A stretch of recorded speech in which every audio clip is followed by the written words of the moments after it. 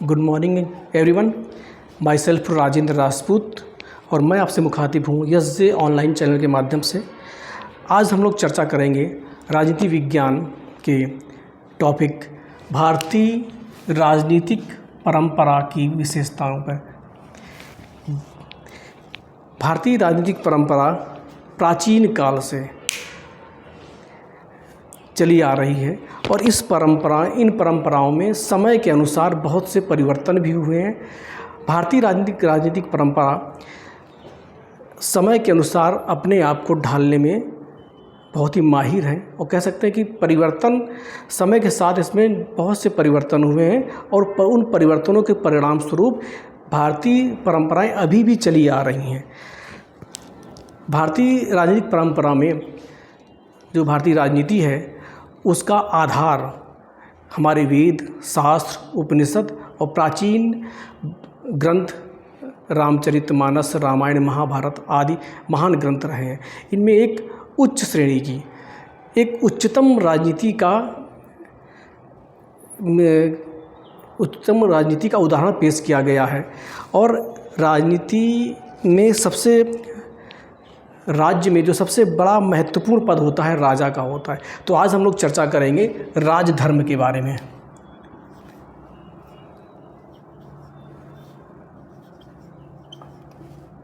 राजधर्म अर्थात राजा का धर्म। इससे तात्पर्य है कि राजधर्म मतलब राजा का पवित्र कर्म, पवित्र कर्तव्य। इसको दूसरे शब्दों में कहा जाए तो हम कह सकते हैं कि राजा के वह सारे प्रजा के लिए किए जाने वाले कार्य जो एक परिवार के मुखिया के द्वारा अपने परिवार के लिए किए जाते हैं। भारतीय धर्मशास्त्रों में राजा को परिवार का मुखिया माना गया है और पूरी प्रजाजनों को उसके परिवार का हिस्सा माना गया है।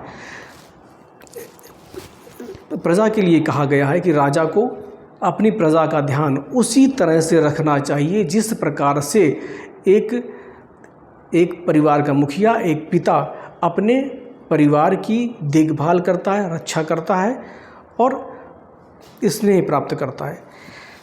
जो भारतीय राजनीतिक परंपरा में राजा को एक वर्ग के समान माना गया है और यह वर्ग राज्य के कल्याण के लिए, राज्य को आगे बढ़ाने के लिए और राज्य में किसी भी प्रकार की असमानता ना हो, सभी के साथ समान व्यवहार हो और साथ में कानून जो विधि विधान हैं उनके अनुसार सभी जीवन यापन करें, इन सब का विशेष ध्यान रखा जाता था। वर्तमान समय में कहें तो भारतीय संविधान में जो प्रदत्त मौलिक अधिकार हैं, स्वतंत्रता का अधिकार, समानता का अधिकार, कहीं न कहीं वो इस राजधर्म से ही प्रेरित है, वो इस राजा के धर्म से ही प्रेरित है, जिनको आधार बनाकर भारतीय संविधान में हमने समानता, स्वतंत्रता और विभिन्न नागरिकों का अधिकार दिए, जिनके अनुसार नागरिक अपना जीवन यापन करें और स्वतंत्रता के साथ रहें। अब इसके पश्चात हम बात करते हैं मत्स्य न्याय की।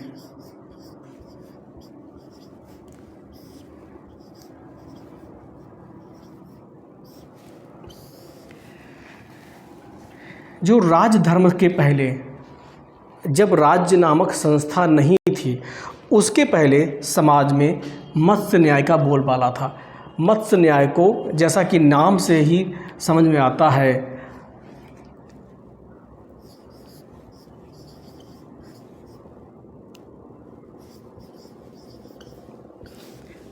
प्राकृतिक न्याय या जंगल का न्याय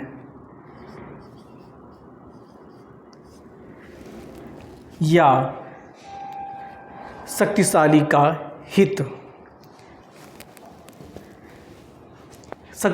हित ही कहा जाता है।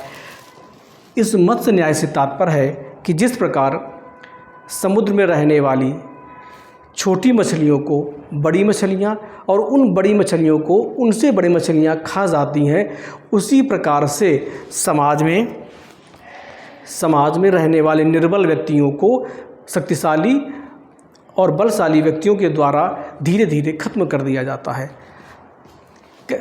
दूसरे शब्दों में कहा जाए तो शक्ति ही सर्वोत्तम है, माइट इज़ राइट, और कह सकते हैं जिसकी लाठी उसकी भैंस। इस तरह की व्यवस्था, इस तरह के कानून और इस तरह की समाज में अवधारणा थी।